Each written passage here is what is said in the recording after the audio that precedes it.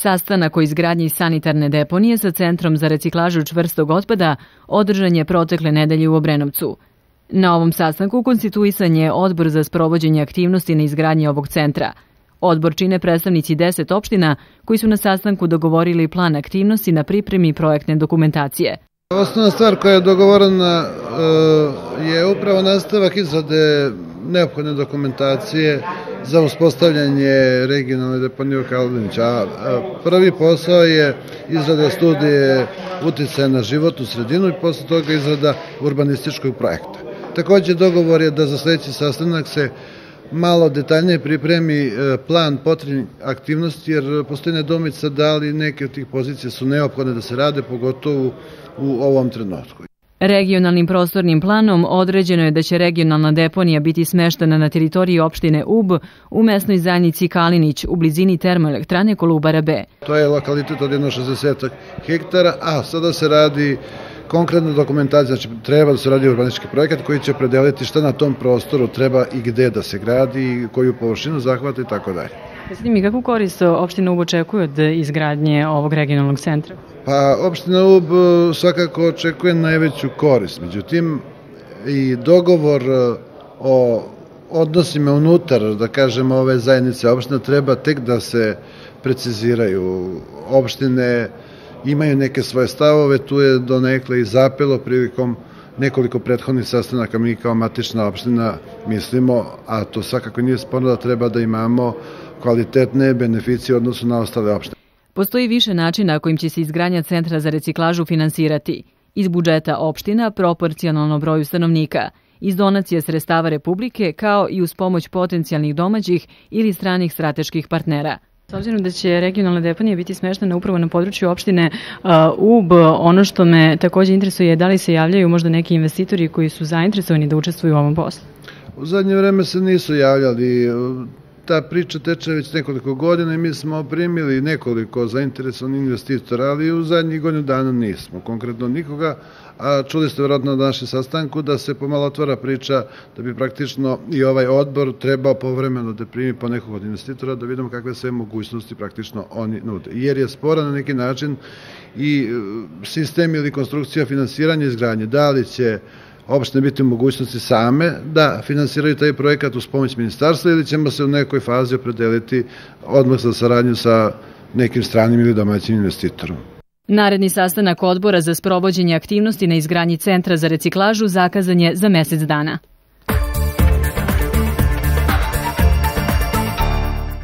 Ministarstvo poljoprivrede je nedavno donelo čitav paket uredbi koje uskoro stupaju na snagu, a čiji je cilj unapređenje opšteg stanja u poljoprivredi.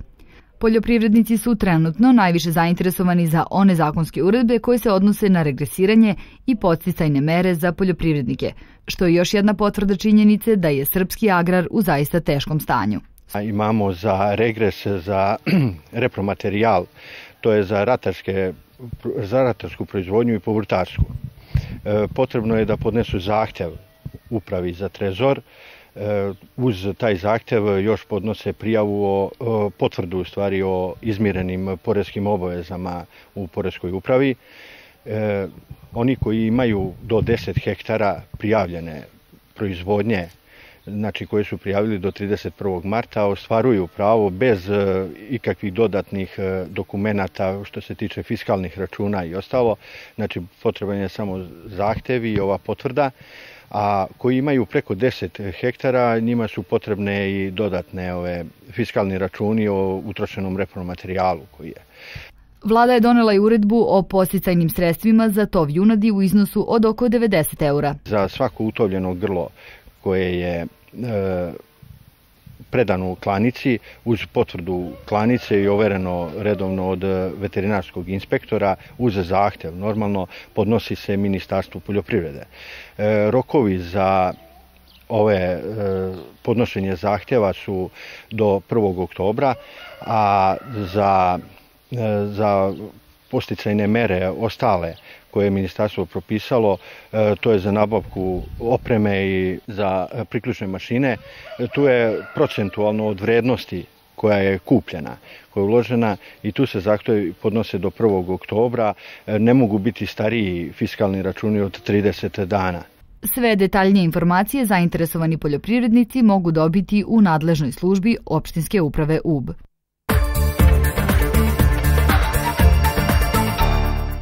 Vremenski uslovi u prethodnih 10 dana uništili su najveći deo useva i na teritoriji Ubske opštine. Najviše su pogođena polja zasejana kukuruzom. Suša je nezapamćena, verovatno u poslednjih 50 godina. Ona je zahvatila ogromne površine, više od 80% njima je u ovakvom stanju. Očigledno je da je nemoguće povratiti ni deo sredstava uloženih u setvu. U setvu je uloženo mnogo, uloženo je sve što treba, od agrotehničkih mera, stajskog đubriva, i kada je već stiglo sva ulaganja koja su trebala da stignu do same žetve, evo vidite i sami, sve je to palo u vodu.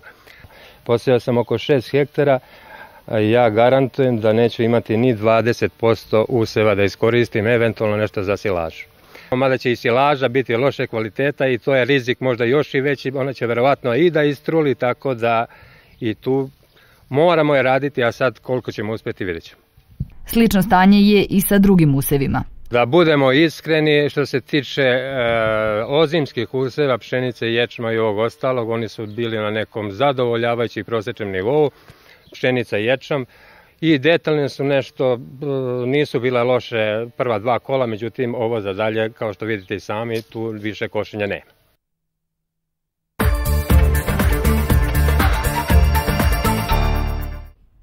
Prethodne 2 nedelje donele su tropski talas, tako da su dnevne temperature bile nesnosne.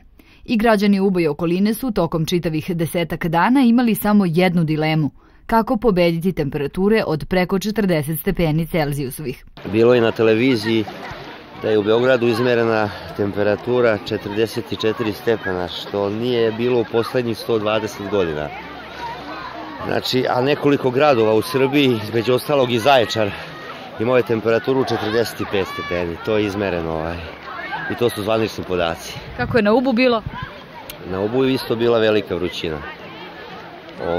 Bilo je negde 43 stepena, tako. Da li verujete u ona zvanična merenja da je temperatura bila 41,2? Pa zavisi gde, možda negde na dnu bunara. Bilo je oko 50 stepeni otprilike. Imam ovaj termometar na kući, bilo je oko 45, ali to je u hladu, baš hladu. Da li ste ikada doživjeli ovolike temperature koliko je sada? Ovo je prvi put da su ovakve temperature. Mislim da bilo je 2000. godine je bilo par dana sa ovakvim temperaturama, ali mislim da je ovo maksimum. Kad sam se rodio 50. godine, bilo je 50 stepeni u Mostaru, znači od rođenja, za te temperature. Nisam zapamtio, 50 godina imam, nisam zapamtio ovakve temperature. Možda pre 3-4 godine smo imali 2 godine uzastopno velike vrućine, ali ove godine ja mislim je malo premašilo. Ovako. Kažu da je to izgleda posledica nekog globalnog zagrevanja. U potrazi za osveženjem na plus 40 mnogi nisu izlazili iz klimatizovanih prostorija. Neki su se osvežavali hladnim napicima, dok se većina Ubljana rashlađivala na gradskom bazenu. Išli smo malo na bazen ovde, rashlađivali smo se vodom i sladoledom, razbibrigom i tako. Samo hlađenje, tuširanje i lubenica, ništa drugo. Pa išla sam ovde na bazen i sa lepezom sam se hladila. A što, u bazenu može dobro i da se ruča? Aha. Koliko kupača je bilo na upskim bazenima u najtoplije vreme? Pa bilo ih mnogo, baš mnogo. Bilo ih je, po svojoj proceni, preko 1500. A ovih dana kad je temperatura oko 35 stepeni? Pa sad ih ima malo manje, hladno je, ali posle 3 sata kad ljudi završe sa poslom, onak je malo više. Kako bismo udovoljili sebi i svom organizmu, morali smo i ishranu da prilagodimo vrućinama, pa su po mišljenju mnogih idealnu hranu činila 2 faktora. Lubenica i pivo. Lubenica i pivo, jedno pa drugo. Koliko je piva prodavano nismo uspjeli da saznamo, ali su nam prodavci Bostana rekli da su nedeljno prodavali i po 7 do 8 tona lubenice, a osim lubenice najprodavaniji artikal bio je i klima uređaj. Pa najteženije je bilo klime. Klime 9-ke, 12-tice, 18-tice, 24-ke, to je to. Koliko klima uređaja ste dnevno prodavali? Pa dnevno od 5 do 7-8 klima. Koliko ste klima prodali za ovih 10 dana? Preko 50, ali najiskrenije. To je dnevno po? Pa recimo 10-ak. Šta je najbitnije ljudima kada kupuju klima uređaje? Šta ih najviše zanima? Pa cena i cena ugradnje. Pitaju koja je potrošnja struje, koliko hladi. Kolike su cene klima uređaja kod vas? Od 18.900 trenutno imamo samo te klime. Prosek od 17,5 do 22. Prosek neki. Sudeći po cenama, ali i po potražnji, klima uređaji su ove godine dostupni skoro svima. Potražnja je tolika da se u nekim trgovinama zainteresovani kupci upisuju na listu čekanja, baš kako se u najtežim vremenima činilo za deficitarne životne namirnice, poput brašna, šećera i ulja. Ima dovoljno, ne čekaju se klime, mada dolaze ljudi iz Obrenovca, Beograda, Valjeva da uzimaju kod nas, baš zato što ih u drugim mestima nema. Jedan tropski talas je prošao. Meteorolozi predviđaju tokom avgusta još nekoliko pojedinačno vrelih dana, ali ovakvih tropskih perioda neće biti. U svakom slučaju, najtopliji period u godini je prošao. Kako bi naš narod rekao, prežive smo i to.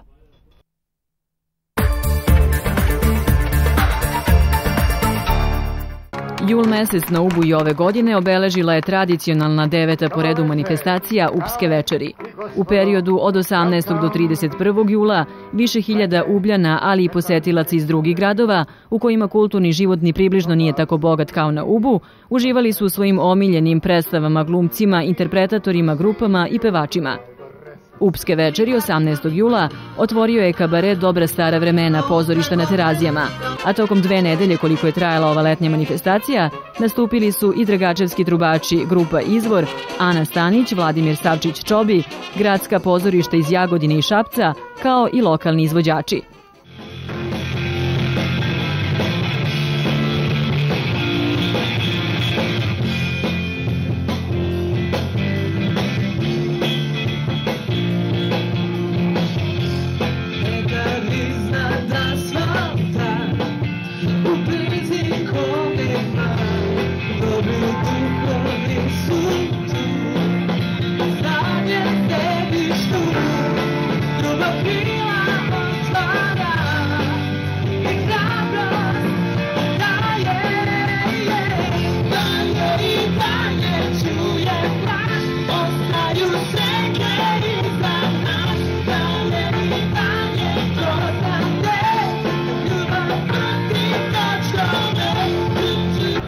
S obzirom na sredstva s kojima smo raspolagali, iz godine u godinu je sve teže i teže, trudili smo se da ipak našim sugrađanima prikažemo što kvalitetnije programe, što raznovrsnije programe.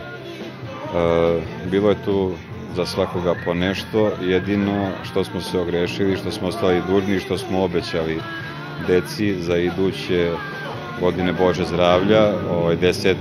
jubilarne Upske večeri, ćemo obezbediti najmanje 2 programa.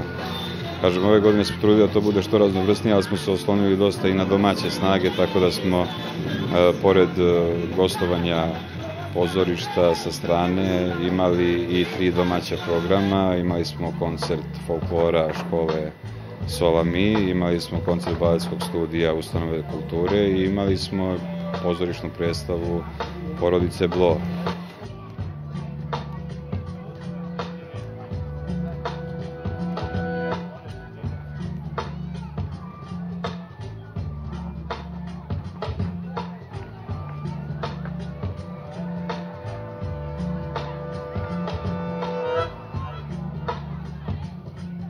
Born on the mountaintop in Tennessee, green estate in the land of the free, raised in the woods so he knew every tree, killed him a bar when he was only 3.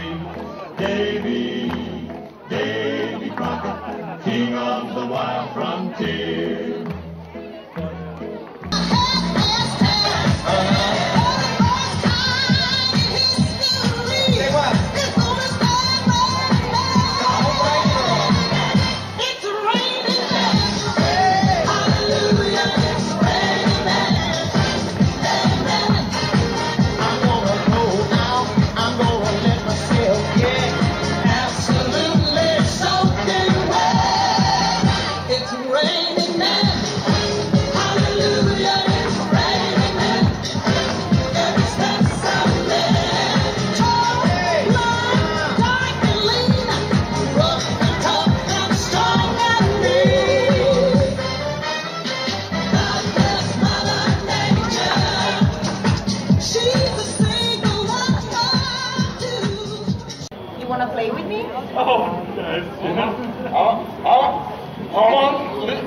Listen to me, profesore.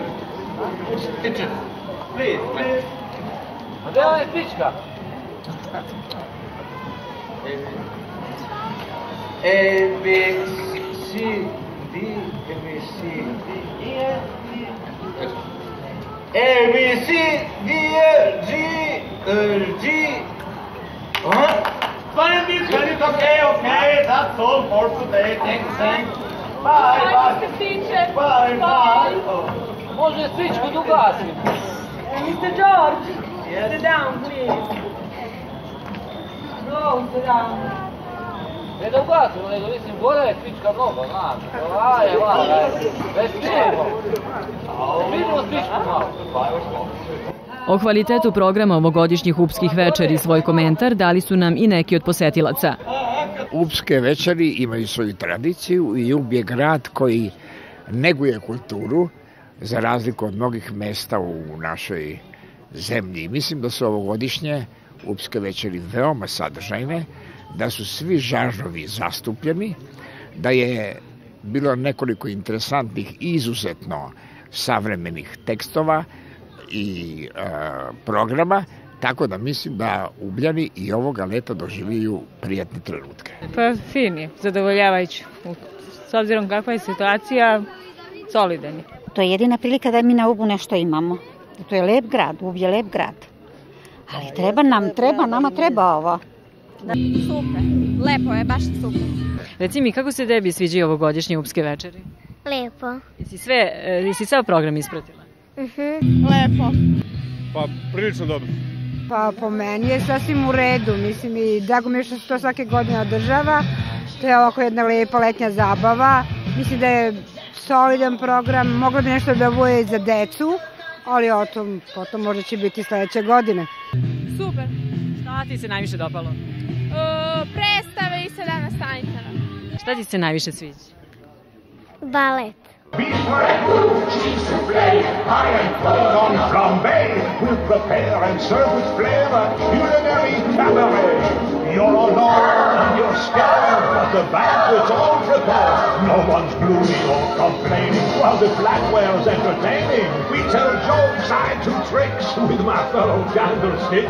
Put it all in perfect taste and you can best. Come on and lift your glass, you won your own free pass to be our guest. If you're stressed, Jeste li da ste i ovogodišnjim Upskim večerima uspeli da kulturu prebacite na ulice grada, da približite običnom čoveku i da jednostavno i vašim sugrađanima koji ovo leto provode na Ubu učinite prijatnijim? Pa trudili smo se da im ulepšamo ovo vreme, jer sve je manje oni koji mogu sebi da priušte neko letovanje, neko more, neku planinu i šta ja znam.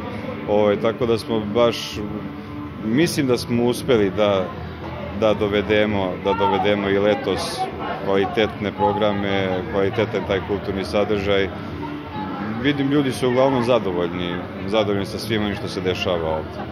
Po završetku programa posetioci su nam rekli koga bi volili da vide ili čuju sledeće godine na jubilarnim 10. Upskim večerima.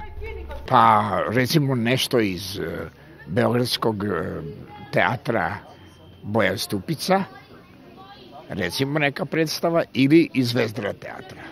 Koga bi ti možda volela da vidiš već na sledećim Upskim večerima, da vidiš ili čuješ? Van Gogh. Volela bi da vidim, dosta je došlo ličnosti, velikih ličnosti iz Beograda, glumaca, pevača, ali bi još trebalo nešto malo i za komičara, više folklora.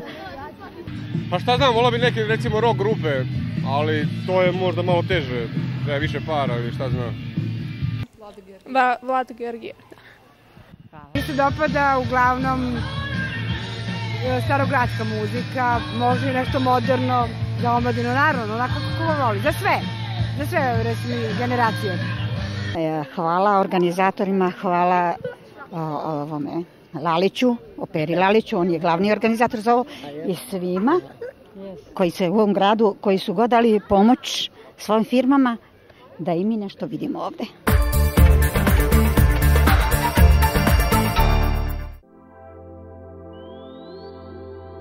Da li su to pravi Mike Tyson i Luciano Pavarotti došli da posete Upske večeri, zapitaće se mnogi koji u okviru ove manifestacije budu posetili galeriju Sveti Luka u kojoj je postavljena izložba voštanih figura.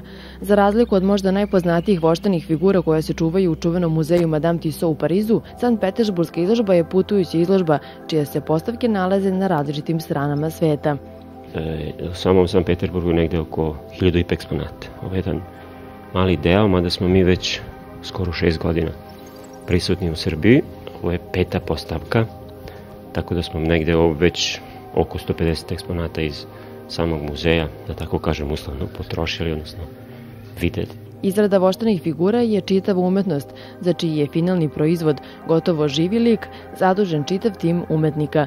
Svaka figura se radi od 3 do 6 meseci i to je, ja obično kažem, jedan kolektivni umetnički rad, znači 20 umetnika od anatoma, znači do vajara, pedikira, manikira, kostimografa učestvuje na izradi jedne figure. Ono što je možda najzanimljivije i najupečatljivije kod svake figure, vidjet ćete, su oči, odnosno očne proteze koje se rade na institutu Fjodorovog. Znači, naruče se onakve iste oči koje ima određena ličnost i onda se ugrade u figuru.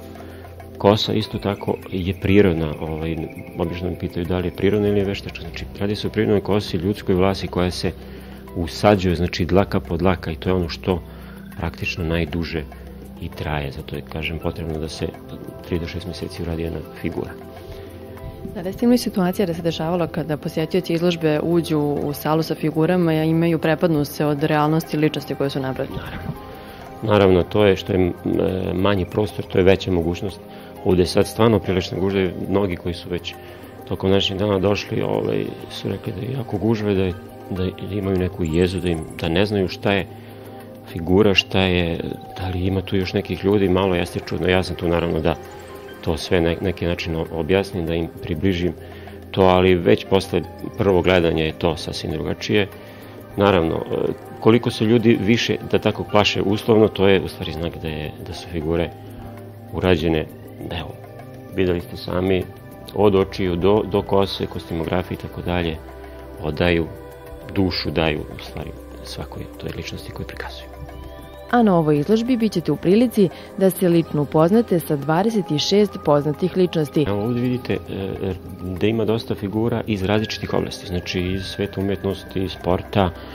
Tu je čuveni Harry Potter, koji je i ovog meseca ponovo aktuelan, tu je i Shrek isto tako, znači za sve generacije imamo po nešto. Među njima su i neki od vaših omiljenih glumaca: Robert De Niro, Gerard Depardieu, Richard Gere, Bruce Willis, Charlie Chaplin i Marilyn Monroe. Tu su i velika sportska imena poput Mike Tysona i Mihaela Schumachera, zatim čuveni tenor Luciano Pavarotti i italijanski kanconjer Adriano Celentano. Tu je i veliki majstor obmane David Copperfield, kao i čuveni Leonardo da Vinci. Sveti starac ili zločinac Grigorij Rasputin i čovek čija glava vredi $5 miliona Osama Bin Laden. Najpoznatija spisateljica krimi priča Agatha Christie postavljena je preko puta lika iz svog romana Tajanstveni događaj u Stylesu čuvenog detektiva Poirota.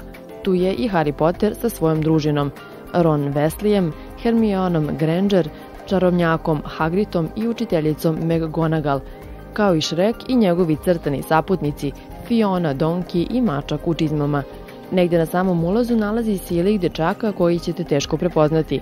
To je zato što i nije u pitanju poznata ličnost, već posmatrač poput vas. Obratite pažnju na njegove ruke.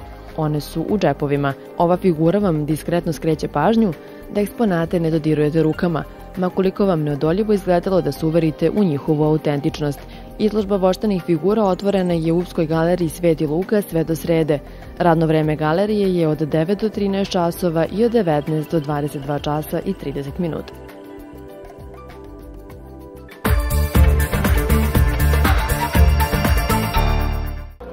Tradicionalne 25. po redu konjičke trke u Vrelu u organizaciji konjičkog kluba Sveta Popović iz Uba održane su u ponedeljak 30. jula. Ovoga dana na programu se našlo 5 trka u kojima je učestvovalo oko 40 grla iz svih krajeva Srbije. Karakteristika ovogodišnjih trka je veliki broj učesnika i publika koja je uživala u dobrim trkama. U svetu konjičkog sporta vrelo je sigurno poznato, a ja onako u šali kažem da vrelo nije neki drugorazredni tim, mi smo prvoligaši. Mi smo u rangu sa beogradskim hipodromom, šabačkim hipodromom po rezultatima, po bodovanju, znači ovo su zvanične trke, ovo nisu vašarske trke. A sad, što malo drugčije izgledamo, to ne zavisi više od nas, to više zavisi od lokalne samouprave koja je u zadnje vreme počela malo i da nam malo ozbiljnije pomaže da bismo mogli da ugostimo nekoliko hiljada ljudi koliko ih danas ima. Po rečima organizatora, na tradicionalnim 25. po redu konjičkim trkama u Vrelu učestvovalo je oko 40 grla različitog kvaliteta. Kod nas ne trče grla najboljeg kvaliteta zato što traže neke preduslove koje mi u ovom momentu nismo u stanju da im obezbedimo, a to je izuzetno kvalitetna trkačka staza. Mi se trudimo radi povrede, radi čuvanja konja i nogu da održimo to koliko možemo. Prskanjem, kao što smo i danas radili, spremili smo i cisterne, radimo sve to da napravimo što bezbedniju stazu, ali za vrhunske trke, za vrhunske konje, ipak još ne možemo to da odradimo. Od 5 trka koje su ovoga dana održane, u završnoj trci pod nazivom Kup Tamnave 2007. pobedilo je grlo Kvinado. Drugo mesto zauzelo je grlo Džumerija Song, vlasništvo štale Zmaja od Noćeja, a treće grlo Aprilija. Vlasnicima najboljih grla pehare i novčane nagrade dodelio je zamenik direktora Rejka Milutin Bobić. 3 dužine konjskog tela je Kvinado bio ispred Džumira Songa koji je 2 dužine bio ispred trećeplasirane Aprilije. Aprilija je bila 6 dužina ispred četvrtoplasiranog Kondrovog leta. Pehar će predati ispred rudarskog basena Kolubara. Gospodin Milutin Bobić, pomoćnik generalnog direktora, a pehar je obezbedila Fazanerija UB. Molim vas jedan aplauz za Kvinada i gospodina Mitrovića, novog trenera i naravno pobedničkog jahača Tiku Vujkovića u ovom trkačkom danu 3 pobede na Ognjenu Mariju, prvog trkačkog dana na Ubu. Trke konjanika ili kosije bile su oduvek u srpskom narodu omiljena zabava. Ovom prilikom organizator konjičkih trka je podsjetio i da je konjički sport u ovom mestu zaživeo mnogo pre početka organizovanja konjičkih trka, i to zahvaljujući grupi entuzijasta, zaljubljenika u konje i konjički sport.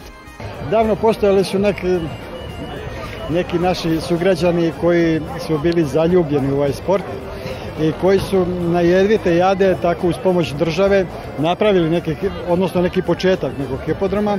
Onako čisto je to bila njihova volja i želja za tim i ljudi su to napravili. A mi sad koji smo danas tu, mi se samo trudimo da to sačuvamo, da to održimo, da to ne ode negde pogrešnim pravcem kao što je otišlo recimo u Bogatiću. Ima li ovde još zaljubljenika u konjički sport na Ubu? Ima dosta, međutim konjički sport je na dosta niskim granama, a zaljubljenika ima dosta. Sad da bi se nešto napravilo, nešto ozbiljnije, onda bi moralo da se pojačaju malo nagrade, a nagrade opet su finansijske prirode. To zavisi dosta od ljudi iz lokalne samouprave, ko je tu spreman sve da nam pomogne oko toga. Bez toga nema oživljavanja konjičkog sporta. A inače što se tiče publike možete i sami da se uverite na nas koliko ima, sve su to zaljubljenici u vožnji. I pored ograničenih sredstava, kako saznajemo, planova ima mnogo. Ono što je izvesno jeste organizovanje još jednog konjičkog dana u septembru mesecu. Mesto od početka do kraja.